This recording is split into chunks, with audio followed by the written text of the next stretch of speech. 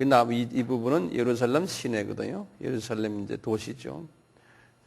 도시의 시내가 이제 쭉 있고요. 이렇게 쭉 있고, 그리고 여기 이제 기드론 이제 기드론 계곡이 이렇게 있고요. 그다음에 여기에 겟세마네 동산 이렇게 있거든요. 그래서 이 시내의 어떤 한 집에서 예수님께서 성만찬을 하시고, 여기서 이제 성만찬을 하시고는 성만찬이 이제 끝나시고 이제 요한복음 17장에서 기도 17장에서 그리고는 이분이 이렇게 걸어서요. 기드론을 건너서 겟세마네 동산에 이제 가시는 거예요.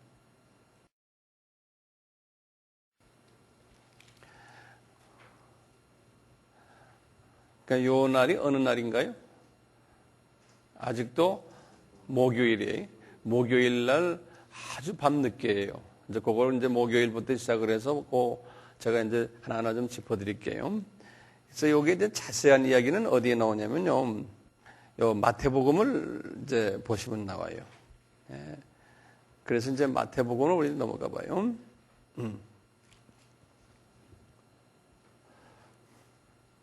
마태복음 26장 30절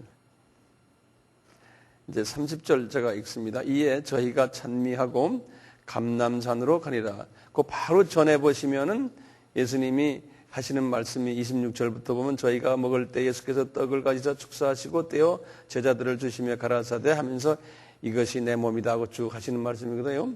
그 말씀이 끝나고는 이제 여기 기도하는 장면은 지금 마태복음에서는 빠졌어요. 아까 마지막에 기도하셨잖아요. 기도하는 장면이 지금 빠졌어요. 그러면 보세요. 30절 보세요. 이에 저희가 찬미하고 감람산으로 가니라.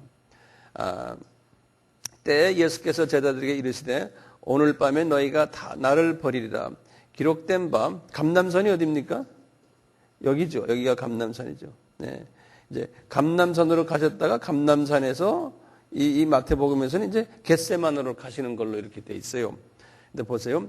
때에 예수께서 제자들에게 이르시되 오늘 밤에 너희가 다 나를 버리리라. 기록된 바 내가 목자를 치리니 양의 떼가 흩어지리라 하였느니라. 그러나 내가 살아난 후에 너희보다 먼저 갈릴리로 가린다. 이렇게 말씀하시고 예수께서 가라사대 34절입니다.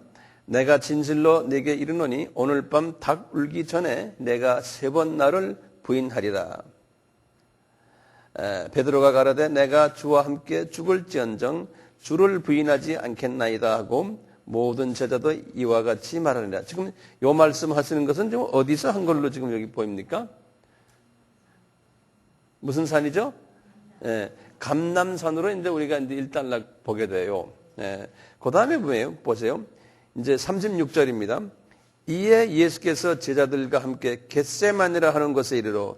그래서 이제 어떤 학자들은 이렇게 해서 겟세마네로 갔다고 그러고요. 어떤 분들은 감람산에서 겟세마네로 이렇게 가셨다라고 하는 그런 두 가지 이제 이야기들이 있어요. 그래서 보시면 뭐 어떻게 가셨든 우리한테는 그렇게 중요하진 않아요. 그래서 이제 겟세마네 가시는 얘기. 그래서 이 겟세마네 가신 요 시간이 언제냐면 겟세마네 기도 시간이 밤 11시예요. 밤 11시. 밤 11시. 11시 PM. 이제 아주 이제 예수님이 상당히 피곤하셨겠죠? 저녁, 그냥 온 저녁을 설교하시고는, 설교 많이 했죠. 그 성만찬 설교요. 발치기부터 시작하셔가지고 쭉 하신 다음에 성만찬 설교의 가장 핵심이 뭐였던가요? 서로 사랑하라. 이 말씀이죠. 서로 하나가 되라. 사랑하라. 이 말씀이죠.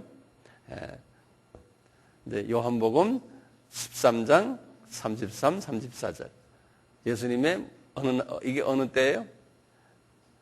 성만찬 설교에서. 이제 우리가 요한복음 15장 하면은, 이게 뭡니까? 성만찬 설교죠. 그렇죠? 그 다음에 전지치는 이야기 잊지 마세요. 하나님이 사랑하는 사람들은 더 많이 열매 맺도록 하고, 그렇지 않는 사람은 아예 열매도 맺지 못하게 하시겠다는 예수님의 말씀. 목요일 저녁. 그리고 목요일 설교 다 끝나신 다음에 뭐 하셨어요, 예수님께서? 기도하셨죠? 요한복음 몇 장이요? 10 몇 장이요? 17장입니다. 근데 그 요한복음 17장 하면, 이게 뭐다? 무슨 요일이다? 뭐다? 이렇게 착착착 나와야 돼요. 기도의 본래 그 핵심이 뭐예요? 예수님이. 아버지와 나와 하나인 것처럼 우리 저 형제들도 하나 되게 하시옵소서. 그것이 온전한 사람이다. 이렇게 말씀했잖아요. 그래서 이걸 잘하는 사람이 주님의 인정을 받는 사람이, 이걸 잘하는 사람이. 잊지 마세요.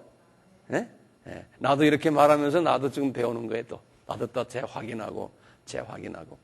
자, 그리고는 이제 겟세마네 동산에 이제 딱 갔는데, 겟세마네 동산에 딱 도착했을 때 몇 시라고 그랬어요? 저녁 11시. 그거 잊지 마세요. 저녁 11시. 그러니까 예수님이 얼마나 피곤하셨을까라는 생각을 하시면서 지금부터 이제 예수님이 그 밤을 새는 장면을 한번 볼 필요가 있죠. 6월절 어린 양으로서 이제 밤을 새는 장면이 있어요. 우리 봅시다. 37절입니다. 베드로와 세베대의 두 아들을 데리고 가실새 고민하고 슬퍼하사 이에 말씀하시되 내 마음이 심히 고민하여 죽게 되었으니 너희는 여기 머물러 나와 함께 깨어 있으라 하고 조금 나아가서 얼굴을 땅에 대시고 엎드려 기도하여 가라사대 내 아버지요 만일 할만하시거든 이 잔을 내게서 지나가게 하옵소서. 그러나 나의 원대로 마옵시고 아버지의 원대로 하옵소서 하시고 제자들에게 오사 그 자는 것을 보시고 베드로에게 말씀하시되 너희가 나와 함께 한 시간도 이렇게 깨어 있을 수 없다냐. 시험에 들지 않게 깨어 있어 기도하라. 마음에는 원이로되 육신이 약하다다 하시고 다시 두 번째 나아가 기도하여 가라사대 내 아버지여 만일 내가 마시지 않고는 이 잔이 내게서 지나갈 수 없거든 아버지의 원대로 되기를 원하나이다 하고 다시 오사 보신즉 저희가 자니 이는 저희 눈이 피곤함이로라. 또 저희를 두시고 나아가 세 번째 동일한 말씀으로 기도하신 후 이에 제자들에게 오사 이르시되 이제는 자고 쉬라. 보라 때가 가까웠느니라. 인자가 죄인의 손에 팔리우느니라. 일어나라. 함께 가자. 보라 나를 파는 자가 가까이 왔느니라. 자, 여기서 이거 읽으시면요. 이거 읽으시면서 뭘 느끼시냐면 나는 이런 걸 느껴요. 아니 어떻게 도대체 이 땅에 죽으러 오신 하나님이신 예수가 이렇게 마음이 약하신가? 안 죽으시려고 하는 느낌이 약간 여기 보여요, 안 보여요? 보이죠? 예. 이 자체만 딱 보면은 우리가 시험에 들기 딱 좋거든요. 왜 예수님이 이렇게 하실까요? 그것도 세 번씩이나요? 그러면 지난번 제가 말씀드렸죠. 빌립보서 2장 몇 절이에요? 6절부터의 말씀이죠. 예수님이 성육신 하시면서 신성을 다 비워버리셨다는 거예요. 예. 신성을 다 비워버렸다는 거예요. 그러니까 완전한 인간이 되셨다는 거예요.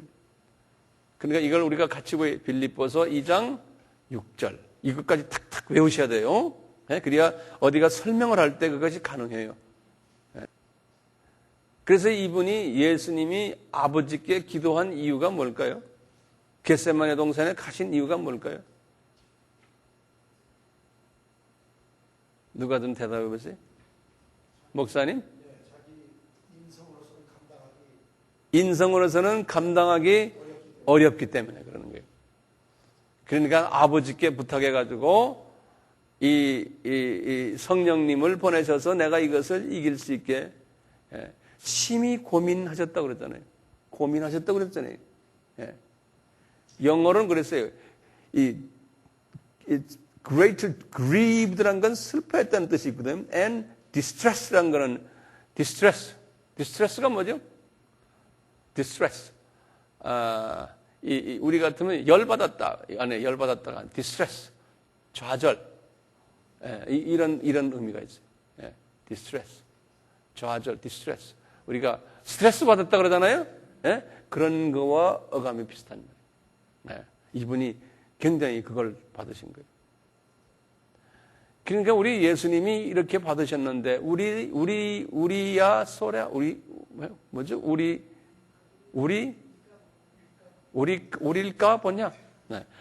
그러니까 하나님 주님께서 이걸 경험하셨기 때문에 우리를 많이 도와주시고 우리의 이런 부분들을 보시고 약한 부분들을 보시고 기도도 해주시고 위로도 해주시고 그래서 주님한테 말씀드릴 때 기도할 때 이렇게 하면 되잖아요. 예수님도 겟세마네에서 이렇게 디스트레스 받아서 하셨는데 나랄까 보냐? 이렇게 이제 말씀하시면서 저도 이해해 주십시오. 이렇게 이제 자꾸 성서를 가지고서 말씀을 하시는 거예요. 예수님의 모습을 보시고. 자, 이 제자들이 말이죠. 여기 보면 제자들이 자꾸 졸았잖아요. 졸 수밖에 없죠. 시간이 몇 시인데요. 하루 종일 이분들은 지금 월요일부터 말이죠. 쉬지 않고 세미나 강의를 들었거든요. 그래가지고 화요일 날은 그냥 하루 종일 하시고 이날 저녁은 또 그냥 밥만 잠깐 먹고는 그냥 연속 강의했잖아요. 그리고 무거운 이야기만 했잖아요. 니네들 이래라 저래라 하고 말이죠. 그러니까 졸릴 수밖에요. 그래서 지금 갔잖아요. 근데 조는 거예요. 당연하죠. 그러니까 기도원 가서 조는 건 당연한 거예요. 그러니까 예수님이 다 봐주잖아요. 다 봐주시잖아요. 나중에 기독교계에 정말 큰 대목들인데요. 그 대목인데도 주님께서는 다 봐주잖아요. 네가 무슨 대목이냐 이놈들아. 내가 키워주는 거지. 그러니까 키워주시는 거예요. 이렇게 살살. 이 당시에 보면 뭐 볼 거 있어요? 그러니까 넓으신 걸 크게 보시고 제자들을 이렇게 키워주시는 장면이에요. 자, 47절부터 보세요. 말씀하실 때 12 중 하나인 유다가 왔는데 대제사장들과 백성의 장로들에게 파송된 큰 무리가 검과 몽치를 가지고 그에게 왔더라.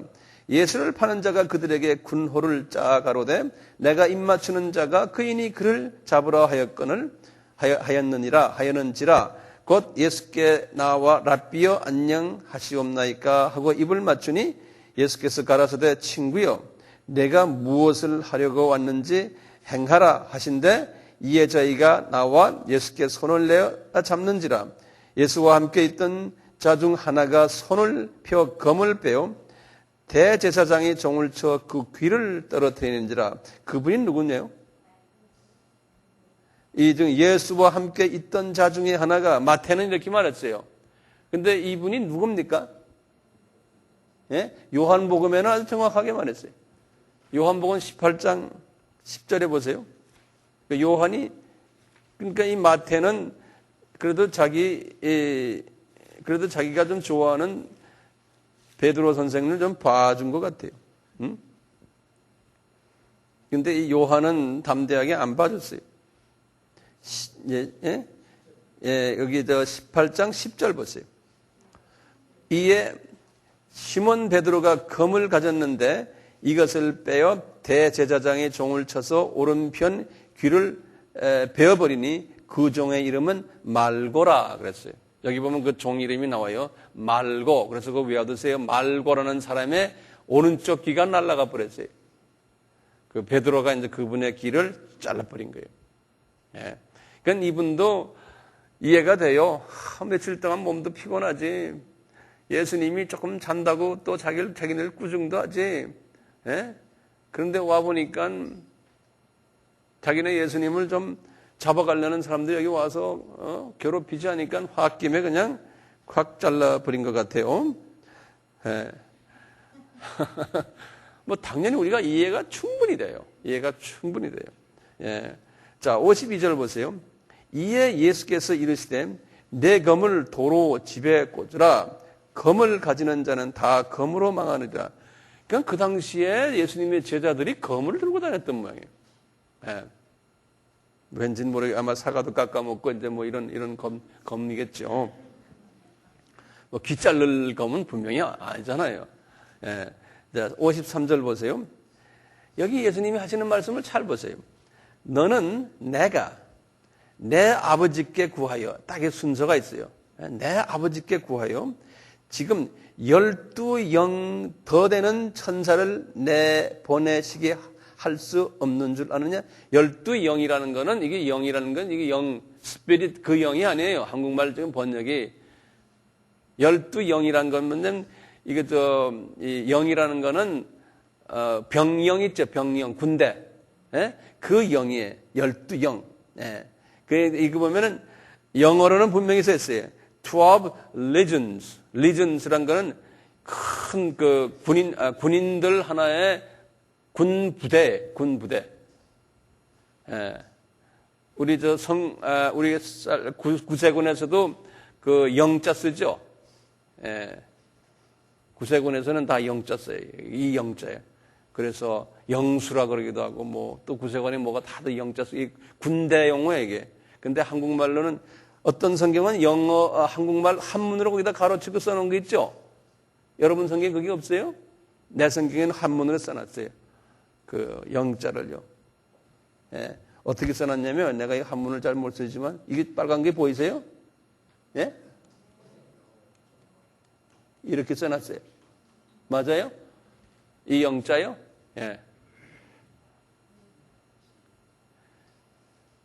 그래서 군대라는 소리, 군대. 그러니까 12군인 부대를, 이게 뭐냐면 천사세계에 보면은 천사세계가 미가엘의 부대 밑에는 그 군대라고 제가 어느 아바에서 내가 말씀드린 경험이 있는데 이 전투 부대, 천사 부대들을 보내달라 그러면 보내주는데 누구한테 부탁해야 된다는 거예요? 예수님도 아버지에게 부탁하면 아버지가 이제 명령을 내려서 온다는 거죠. 그러니까 예수님이 지금 이 당시에는 천사 이 부대가 있었어요, 없었어요? 지금 요때 없었다는 거죠. 그렇죠? 그러니까 일부러 아버지께서 안 보내신 거예요. 그 부대를 보냈더라면 예수님 십자가에서도 죽지도 못하죠. 예? 그분들이 와가지고 그 천사들이 와서 그냥 로마 군인들 다 그냥 싹쓸이 해버리죠. 예. 그러니까 내가 할 수 있지만 안 한다는 거예요. 똑같이 예수님이 너희들은 이제 내 이름으로 너희들이 아버지께 구하면은 이런 천사의 부대들을 우리에게 주신다는 거예요. 그래서 요 말씀 잊지 마세요. 요 말씀이요. 예.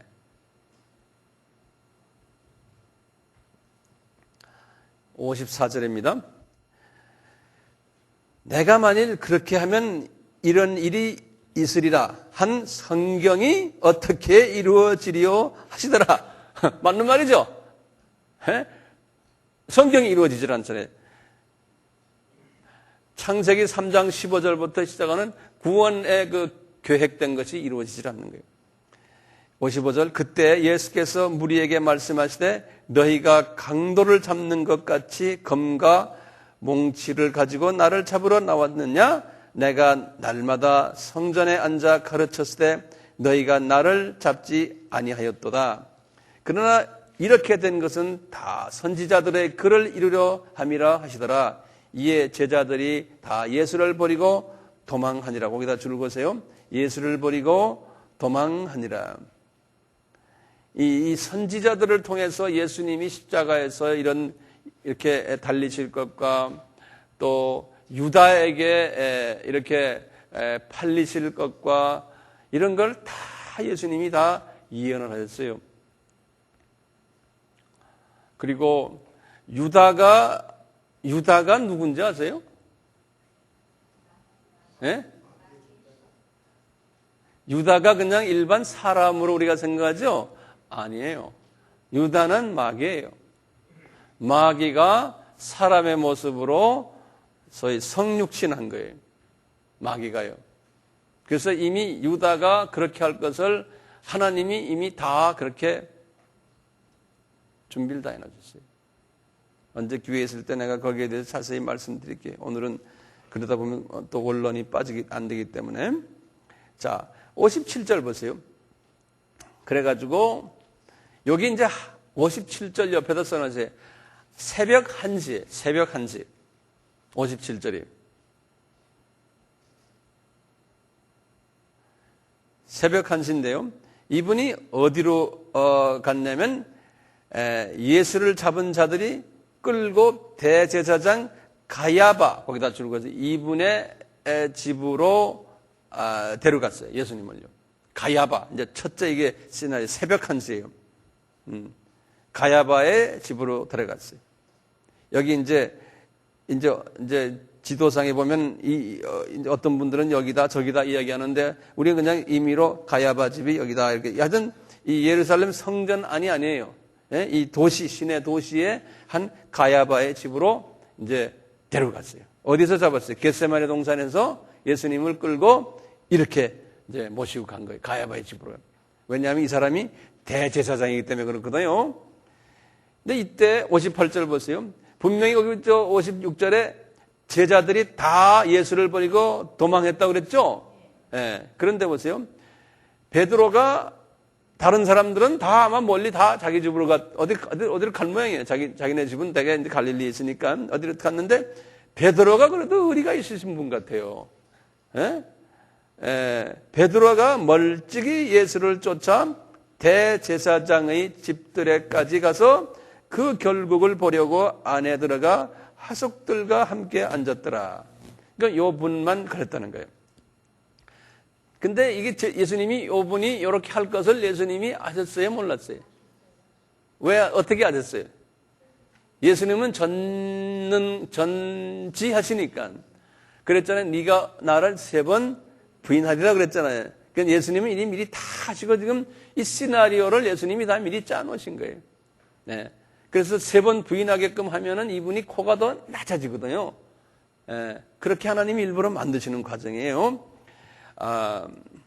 59절에 대제사장들과 온 공회가 예수를 죽이려고 그를 칠 거짓 증거를 찾음에 거짓 증인이 많이 나왔으나 얻지 못하더니 후에 2사람이 와서 가로되 이 사람의 말이 내가 하나님의 성전을 헐고 사흘에 지을 수 있다 하더라 하니 대제사장이 일어서서 예수께 묻되 아무 대답도 없느냐?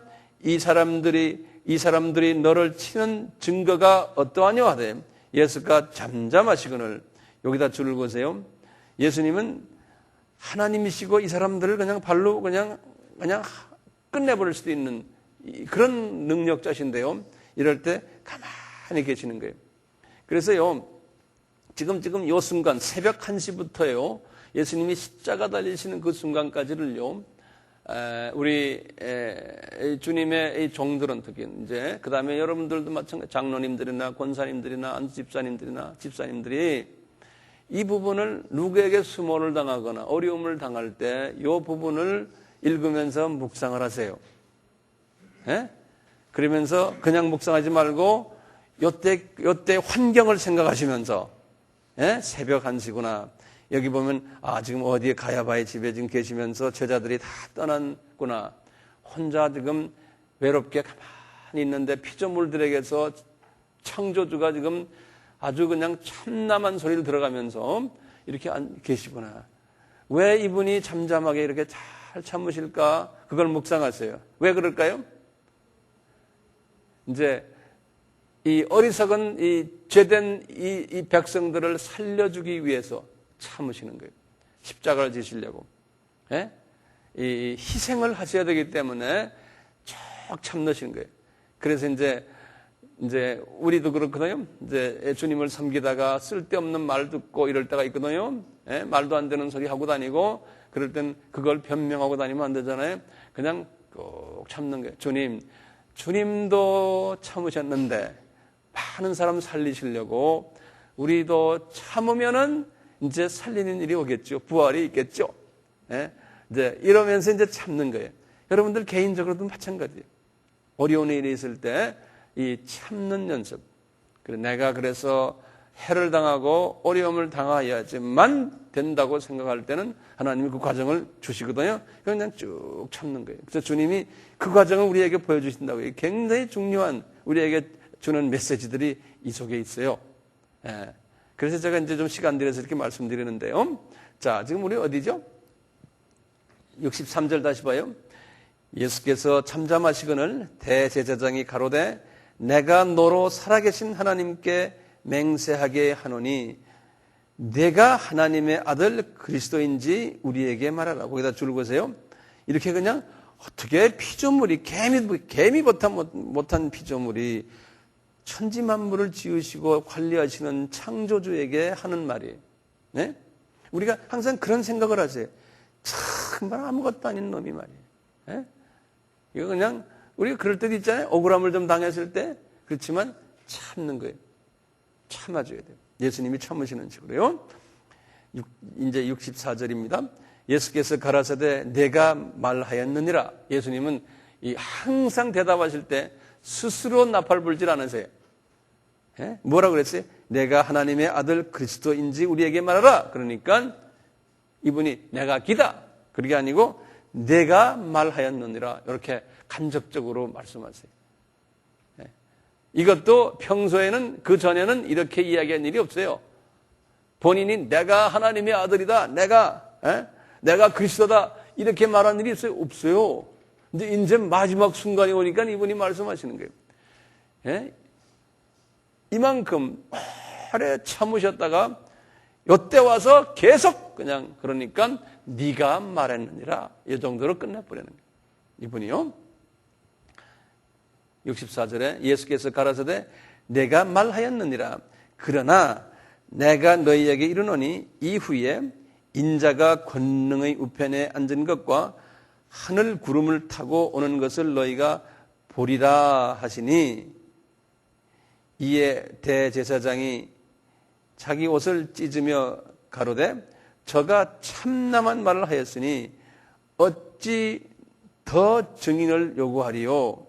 이제 예수님께서 앞으로 내가 왕으로서 왕중 왕으로서 내가 이 세상에 이제 재림해 오실 것을 말씀하시고 내가 왕이라는 게. 예? 그러니까 이분이 참남하다. 그럴 수가 있느냐. 그러면서 66절에 생각이 어떠하뇨? 대답하여 가로되 저는 사형에 해당하리라 하고 이에 예수의 얼굴을 거기다가 침 뱉고 주먹으로 치고 혹은 손바닥으로 때리며 가로되 그리스도야 우리에게 선지자 노릇을 하라. 너를 친 자가 누구냐 하더라. 이 순간 여기는 아주 감격스러운 순간이에요. 예수님이 뺨을 맞으시고 침 뱉으심을 맞으시고 그것도 주먹으로 말이에요. 그 다음에 손바닥으로 때리시고 요 부분을 묵상을 많이 하세요. 예? 어려움을 당하실 때 특히 쓸데없이 어려움 당할 때가 있잖아요. 그럴 때 이 부분을 묵상을 많이 예수님도 이렇게 하셨군요. 우리를 살리려고 나를 살리시려고 이렇게 참으시고 이렇게 하셨군요. 예? 인격의 모독도 당하는 네가 그리스도냐? 진짜 그리스도 아닙니까? 이 정말 아무것도 못한 걸레 쪼가리 같은 이 쓰레기가 말이죠. 네가 그리스도냐? 그래도 이분이 가만히 있습니다. 이 예수님의 모습을 보면서 우리가 배울 게 많아요.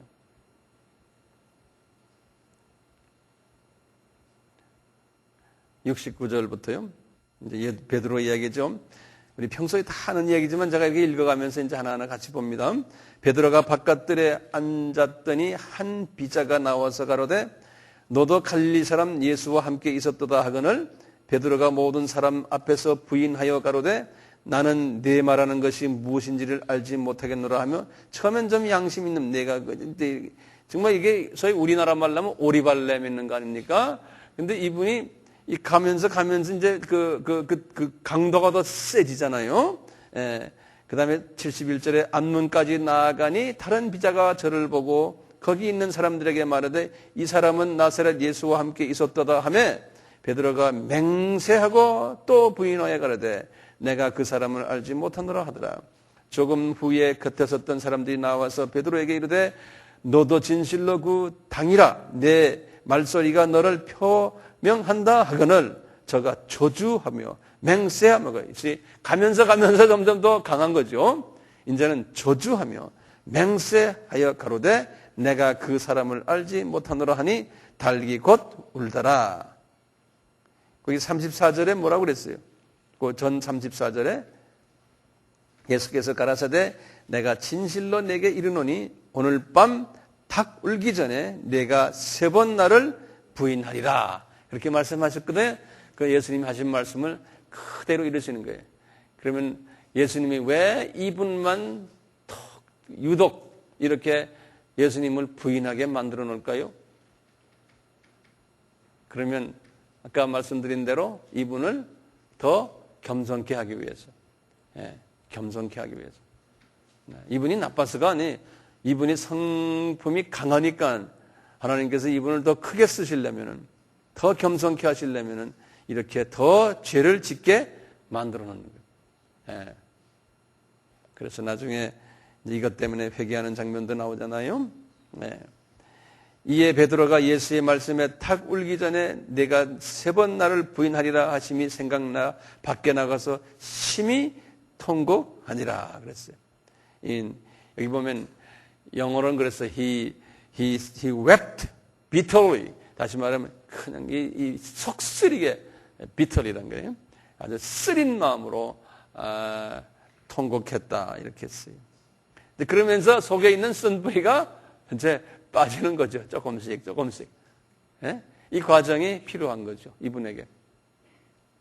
자, 27장 보세요. 새벽에 그랬어요.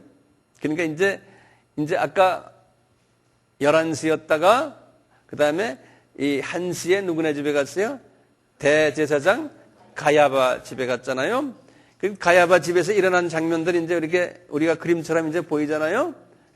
그 다음에 이제 27장 보세요.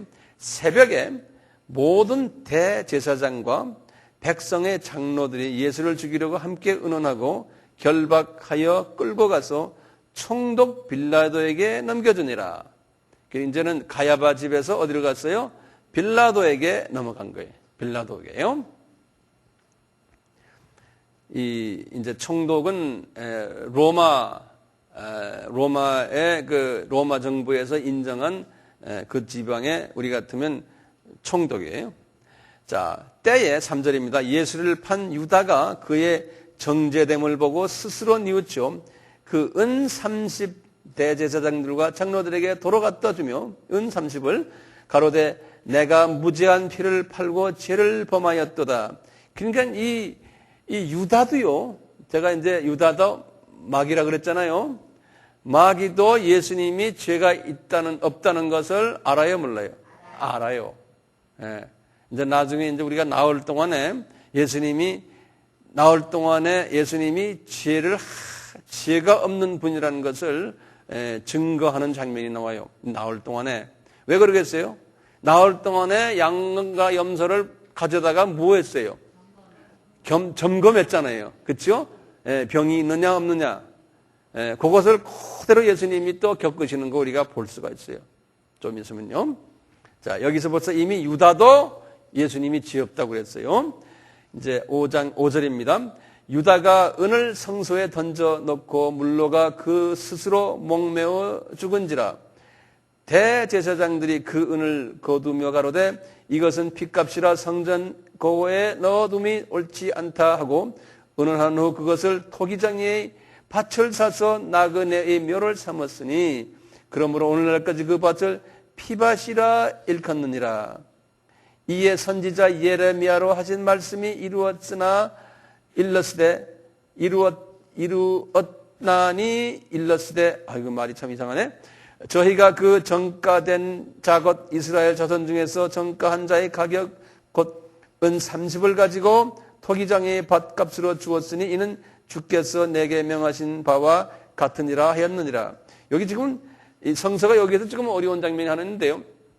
이렇게 유다가 은 30을 가지고 이렇게 예수님을 판 이야기와요. 또 이분이 목매어 죽여서 그 30을 토기장의 밭을 사가지고 그 30 가지고 나그네 묘지를 삼았다는, 그래서 이걸 피밭이라는 이 이야기가요.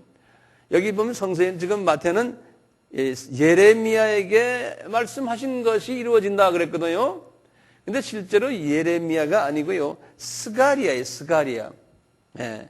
스가리야 11장 12절에 보면 그 말씀이 나오거든요. 그래서 저도 이제 보면은 스가리야에 하셨는데 왜 예레미야라고 하셨을까? 이제 이런 그 의문이 와요.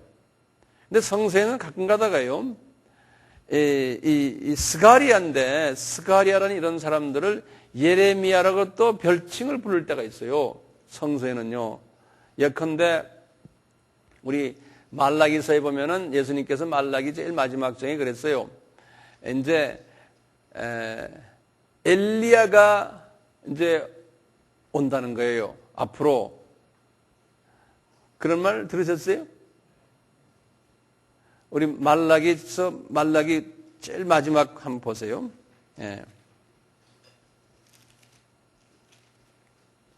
말라기 4장 마지막에 마태복음 1장 바로 전에 있어요. 5절에 보시면요. 말라기 4장 5절에 보라, 여호와의 크고 두려운 날이 이르기 전에 내가 선지 엘리야를 너희에게 보내리니 그가 아비의 마음을 자녀에게로 돌이키게 하고 자녀들의 마음을 그들의 아비에게 돌이키게 하리라. 돌이키지 아니하면 두렵건대 내가 와서 저주로 그 땅을 칠까 하노라 하시니라.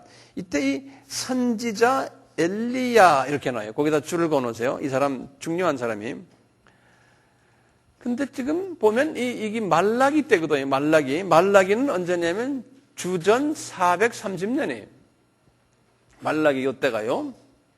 근데 엘리야는 언제 사람이냐면 그거보다도 훨씬 주전이에요. 한 400년 전이에요. 다시 말하면 주전 850년 분이에요. 엘리야가. 그러니까 이미 엘리야는 950이라고 그랬죠. 약 한 400년 전이에요. 여긴 430이고 그다음에 그 엘리야는 850년이에요.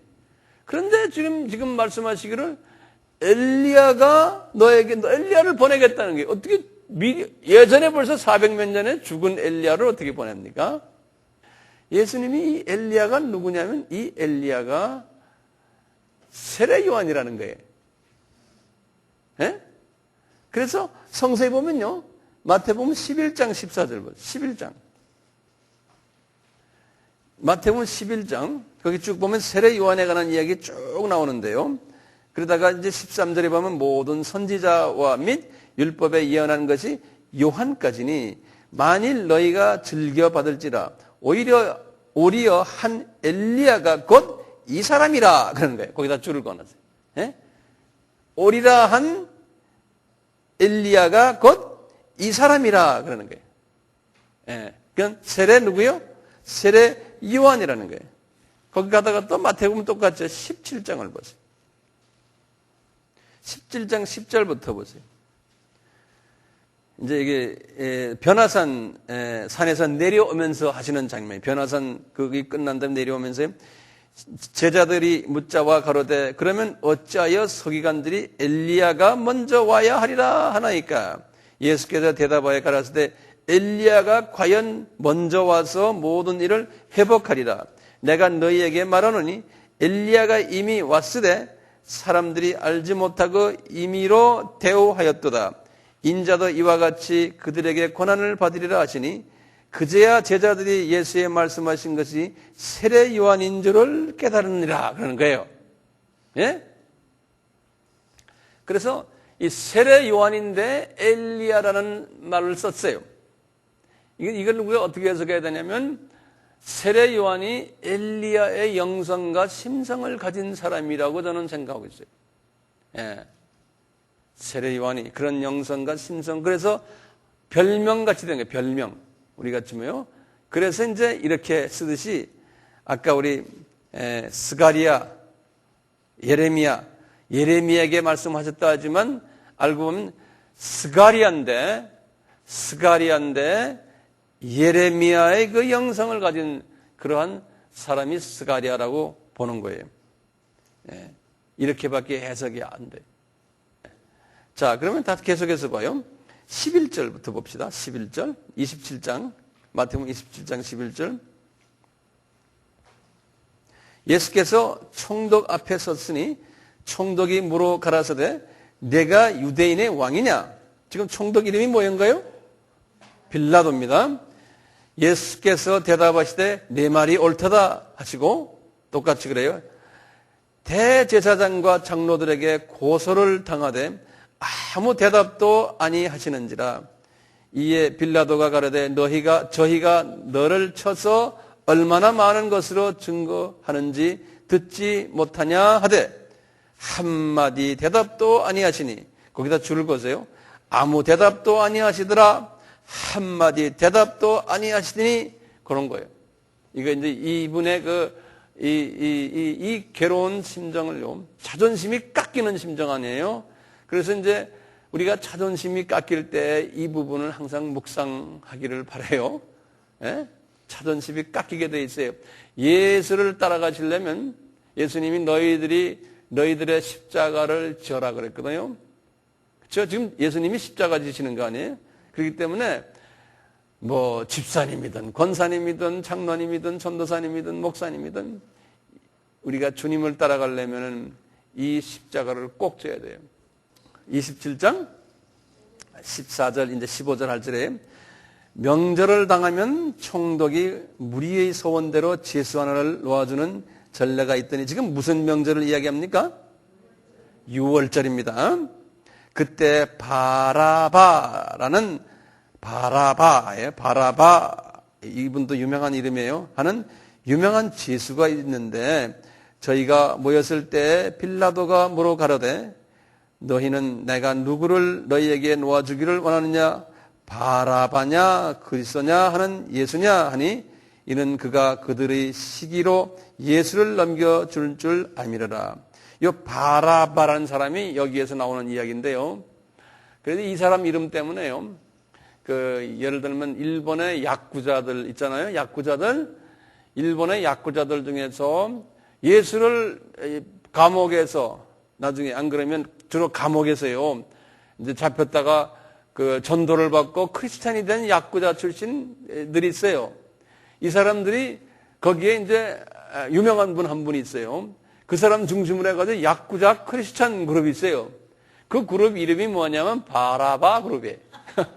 왜냐하면 감옥 출신이라는 거예요. 바라바 그룹이라는 게 있어요. 근데 이분들이 뭐 하냐면 1년에 한 번씩 십자가를 크게 만들어가지고 그걸 미군은 일본의 도시들을 돌아다녀요. 이 십자가 끝에다가 저 도르래 달고 말이에요. 예수님은 안 달았잖아요, 도르래. 그걸 달고 다니는 그룹이 있어요. 우리나라에도 한 번 와서 그 했어요. 바라바 그룹이라고. 야쿠자들 여기다 막 그림 그리고 뭐 이런 친구들인데, 바라바 하면 그렇게 기억해 두세요. 여기서 보면요, 총독의 부인 이야기가 나와요. 19절. 총독이 재판 자리에 앉았을 때 그 아내가 사람을 보내어 가려되 저 오른 사람에게 여기다 지금 아내가 사람을 불러 총독의 아내 빌라도의 아내가요 예수님이 죄가 없다는 것을 지금 이야기하는 거예요. 그 아내가 저 오른 사람 예수님을 오른 사람이라고 그랬어요. 죄가 없는 분입니다. 아까 죄 없다고 누가 했어요? 유다가 말했죠. 그러니까 그거 하나하나 지금 우리 외워두세요. 유다가 예수님이 죄 없는 분이라고 말했습니다. 이제 또 누가 그럽니까? 빌라도의 아내가 예수님이 죄 없다라고 이야기하는 그런 거 우리가 다 성경에다 마크하시면 외워두셔야 돼요. 그래서 사람들에게 이야기할 때 이거다, 이 사람이다 이렇게 막 이야기를 해줘야 됩니다. 그게 어디 있든가, 나 들은 풍어는 나는데, 이런 식으로 하면 안 돼. 우리 실력을 키우려면 탁탁, 성경에다 딱 마크 해놓고, 몇 장 몇 절이다, 어디 있다, 탁탁. 이게 무슨, 어느 새벽 몇 시쯤이다. 이거 탁탁탁 다 외우셔야 됩니다. 그러면 우리 예수님이 얼마나 이뻐하세요? 그럼 왜 옳은 사람이냐면, 아무 상관도 하지 마옵소서. 다시 읽습니다. 19절. 총독이 재판자리에 앉아서 총독이나 빌라도가 근데 빌라도의 부인이 사람을 보내어 가로되 저 옳은 사람에게 아무 상관도 하지 마. 남편에게 지금 어드바이스 하는 거예요. 여보, 그 사람 옳은 사람이야. 당신 함부로 건드리지 마. 이런 소리나 마찬가지예요. 오늘 그 이유가 있어. 오늘 꿈에 내가 그 사람을 인하여 애를 많이 썼나이다 하더라. 그러니까 이 여자가 꿈을 꾼 거예요. 예수님 때문에. 그 다음에 20절 보세요. 대제사장들과 장로들이 무리를 권하여 바라바를 달라 하게 하고 예수를 멸하자 하게 하였더니, 그러니까 예수를 대신 죽이자 했더니 총독이 대답하여 가로되, 이제 총독이 지금 와이프의 어드바이스를 들었잖아요. 그러니까 총독이 예수님을 죽이겠어요? 안 죽이겠어요? 안 죽이겠어요? 그런데 왜 우리 사도신경에는 빌라도가 죽였다고 그랬어요? 사도신경에는 뭐라 됐어요? 빌라도에게 고난을 받아 그랬죠? 근데 좀 있으면 빌라도에게 고난 받았는지 안 받았는지 좀 있으면 알게 돼요. 봐요. 21절. 총독이 대답하여 가로되 둘 중에 누구를 너희에게 놓아주기를 원하느냐? 가로되 바라바를 집으로 보내세요. 이 소리예요. 빌라도가 가로되 그러면 그리스도라 하는 예수를 내가 어떻게 하랴? 저희가 다 가로되 십자가에 못 박혀야 하겠나이다. 자, 빌라도가 가로되 어찌미뇨? 무슨 악한 일을 하였느냐? 저희가 더욱 소리질러 가로되 십자가에 못 박혀야 하겠나이다 하는지라. 빌라도가 아무 효염도 없이 도리어 밀란이 나려는 것을 보고 물을 가져다가 무리 앞에서 손을 씻으며 가로되 이 사람이 피에 대해서는 나는 무죄하니 너희가 당하리라. 백성이 다 대답하여 가로되 그 피를 우리와 우리 자손에게 돌릴지어다 하거늘. 이에 바라바는 저희에게서 놓아주고 예수는 채찍질하고 십자가에 못 박히게 넘겨주니라. 자, 그럼 이 내용 보세요. 빌라도가 어떻게 했다는 거예요? 네? 부인이 분명히 저분 죽이지 말아라 그랬잖아요. 근데 빌라도가 예수님 죽이는 일에 책임이 있어요, 없어요? 네? 책임이 우리 김 목사님은 있다고 그러네. 책임이요. 예. 우리 김동호 장로님은 책임이 있죠. 왜 있어요?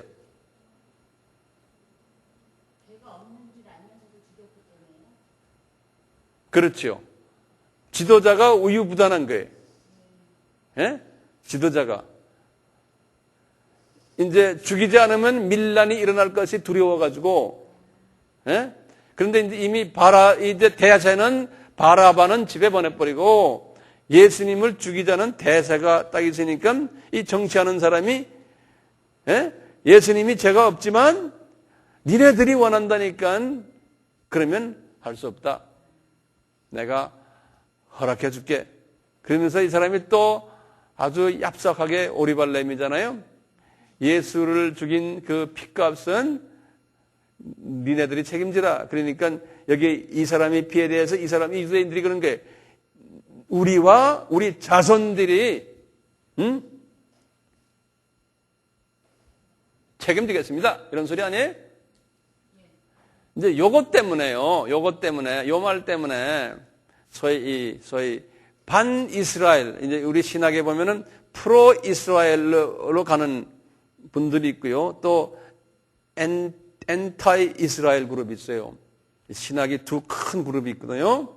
이 그룹은 뭐냐면 이스라엘이라는 나라는 구약 때는 하나님이 선별된 나라지만 이제 신약에 와서는 이 사건 때문에 저주받은 민족이다. 지금 여기 보면 저주받은 민족이다. 그러니까 이스라엘 사람들이 이제는 막 대여되고 그 사람들은 이제는 우리가 쓰레기처럼 생각하자. 지금까지 그렇게 생각하는 그룹들이 있어요.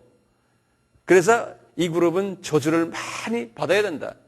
나중에 이제 이 십자군이 그리고 한 1000년 있다가 십자군이 내려왔거든요. 유럽의 카톨릭 그룹들이에요. 그 그룹들이 이스라엘 사람들 한번 죽여버리다다. 이 사건 때문에 예수를 죽인 놈들. 그래가지고 이스라엘 사람들을 아주 어렵게, 지금도 이스라엘 사람들을 어렵게 하고, 또 나치 정권 때 이스라엘 사람들을 600만 명 죽였잖아요. 이 모든 것이 여기에서부터 이렇게 흘러나오는 거예요. 근데 또 다른 그룹은 뭐냐면, 이스라엘은 하나님이 특별히 택하신 분들이고, 이분들을 하나님이 사용하셔서 예수님의 초림과 재림을 준비하는 중요한 사람들이다. 이렇게 생각하고 우리는 이스라엘 사람들을 핍박하면 안 된다. 이제 이런 생각을 하는 사람 중에 하나가 여기서 있는 황 목사도 그 그룹이에요. 자, 27절 보세요. 이제 이 사건 때문에 주후 70년 사건이 또 이제 일어나는 거죠. 나중에 주후 70년 사건도요. 이제 27절에 이에 총독의 군병들이 예수를 데리고 관정 안으로 들어가서 온 군대를 그에게 모으고 그의 옷을 벗기고 홍포를 입히며, 이제 우리 예수님이 옷이 벗기는 거예요. 네. 그래서 예수님이 십자가에 달린 모습 보면 옷 벗겨져 있잖아요. 그것도 요 순간에 누구네 집에서 지금 옷을 벗겨요? 총독 빌라도의 총독이에요. 그의 옷을 벗기고 그 다음에 가시멜류관을 엮어 그 머리에 씌우고 갈대를 그 오른손에 돌리고 그 앞에서 무릎을 꿇고 희롱하여 가로되 유대인의 왕이요 평안할지어다 하며 그에게 침 뱉고 갈대를 빼앗아 그의 머리를 치더라. 희롱을 당한 후 홍포를 벗기고 도로 그의 옷을 입혀 십자가에 못 박으려 끌고 나가니라. 나아가다가 시몬이라는 구레네 사람을 만남에 그를 억지로 같이 가게 하게. 이분 나중에 어떻게 된 사람이에요? 이분은 지금 이 구레네 사람, 구레네 시몬은 어디서 온 사람이에요? 구레네에서 온 사람이죠. 구레네가 어디에 투데이? 오늘날 리비아예요. 예? 이 사람 왜 왔어요? 6월절 지키러 온 사람이에요. 그렇죠? 6월절 지키러. 근데 이분도 하나님이 다 계획하신 분 아니에요. 그 많은 사람들 안에서요. 6월절 지키러 올 때, 이스라엘의 도시에 지금 인구가 얼마나 있다고 그래요? 예? 인구는 60만인데 6월절 때 200만 명이. 그러니까 60만 명에다가 140만 명은 외부에서 온 사람들이에요. 그 많은 외부에서 온 사람 중에서 유독 이 시몬, 구레네 시몬, 요 사람이 예수님의 십자가를 대신 지게 만들어 놨잖아요. 그래서 어떻게 됐어요? 이 구레네 시몬이. 요 시몬이요. 그러니까 예수님이 십자가 달리는 그 장면에 바로 코밑에 있었을 거 아니에요. 예? 제자들도 그 당시에 코밑에 없었잖아요. 로만 군인과 거의 같은 코밑에서 예수님의 십자가에 달리는 모습을 봤던 이 사람이에요. 이게 하나님의 큰 은혜죠. 그래서 이 사람이 예수님의 부활까지 다 구경하고, 그리고는 그 밑에 예수님의 어머니가 있었잖아요. 예? 그 예수님의 어머니와 이제 눈이 마주치고 그랬을 거 아니에요?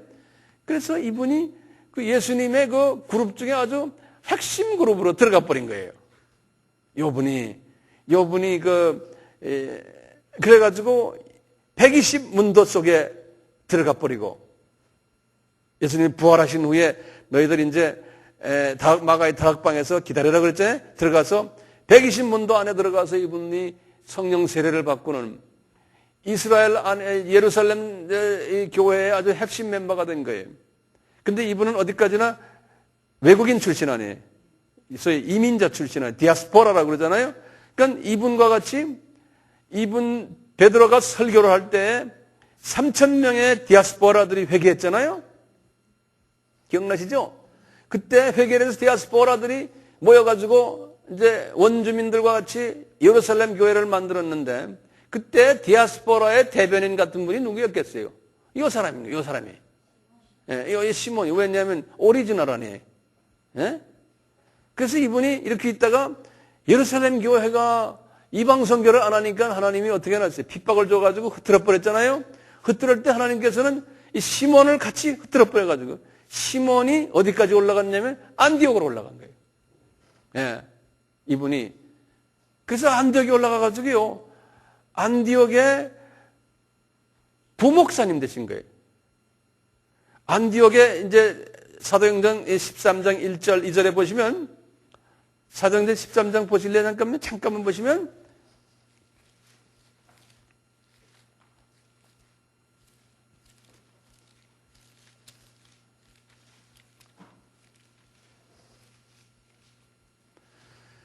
사도행전 13장 거기 보시면 1절에 안디옥 교회 선지자들과 교사들이 있으니 곧 바나바와 니게르 까맣다는 게 얼굴 까만 시므온과 그랬어요. 예? 또 구레네 사람 루기오와 그 다음에 분방왕 헤롯의 맏동생 마나안과 사울이다. 이렇게 나오거든요. 요 보면 5명의 이름이 나오는데요. 마지막 제일 끝에 있는 말단 전도사님이 사도 바울이에요. 그리고 두 번째 높은 분이 요 시므온이, 이 십자가를 메고 갔던 이분이. 네. 그래서 이분이 이 교회에 나중에 바나바가 이제 사울하고 둘이 선교사로 나가버렸잖아요. 그러니까 자동적으로 이 시므온이 그 유명한 안디옥 교회에서의 담임 목사님 되신 분이거든요. 근데 이 시므온이 아들이 둘이 있었거든요. 이 시므온이. 이제 다시 마태복음을 보시면요. 여기 지금 아들 이름이 안 나와요. 그런데 마가복음 15장 21절에 보면요. 요 아들 이름이 나와요. 요 분의 아들 이름이. 마가복음 15장 21절에 보시면 요 아들 이름이 나와요. 83페이지에 보시면 마침 알렉산더와 루포의 아비인 구레네 사람 시몬이 시골에서 와서 지나가는데 저희가 그를 억지로 같이 하게 하여 예수의 십자가를 지게 했다는 거예요. 그러니까 이 아들 이름 둘이요. 첫째 아들이 알렉산더예요. 두 번째 아들이 루포예요. 루포. 이렇게 나오거든요. 근데 요 둘째 아들이요. 아주 선교 마인드가 있었던 아들이에요. 요 둘째 아들이. 예. 그래서 사도 바울의 사랑을 받았던 아들이에요. 요 둘째 아들이. 그래가지고 사도 바울이 선교 여행을 다닐 때마다요, 이 시므온 이분이 자기 와이프를 사도 바울에게 붙여줘가지고 따라다니면서 빨래도 하게 하고 라면도 끓여주고 아마 그랬던 모양이에요. 예. 그래서 어머니 같이. 그래서 나중에 로마서 16장에 보시면 이렇게 나와요. 이 루포의 어머니, 이분은 내 어머니다. 이런 말이 나와요. 로마서 16장에 딱 보시면요.